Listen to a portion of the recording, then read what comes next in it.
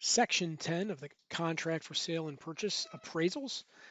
The buyer is advised to have an appraisal on all transactions, line 127.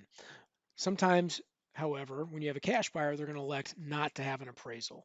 Okay, so that would not be unusual. In fact, it would be more unusual to have an appraisal with a cash buyer. If you wanted to add that contingency into the contract, if your buyer who's paying cash insists, you can go ahead and check 10A. All right, seller financing also would be 10A, and then other would be portfolio loans, other unique types of loan products outside of what we normally do. Like a conventional FHA, VA, USDA would not apply here. All right, that's when you would check 10A. 10B covers us when we talk about conventional loans and USDA loans. It's all covered here under section 10B. The bulk of this section details what happens if the home does not appraise at purchase price. There is a process. There are some deadlines associated with that we have to go through as the buyer, seller, and agents. You need to know that front and back and be able to talk about it smartly to your customers.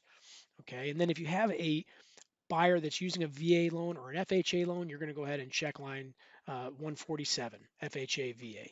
This is the FHA VA mandatory clause or escape clause. This is required by all lenders using these loans. So they went ahead and stuck this in the contract, lines 147 through 155, to hopefully save you some paperwork later. Okay, so that is section 10, the appraisal section.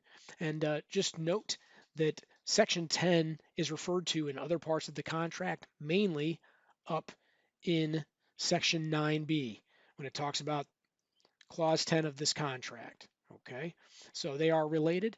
Make sure you understand that. And that concludes this section.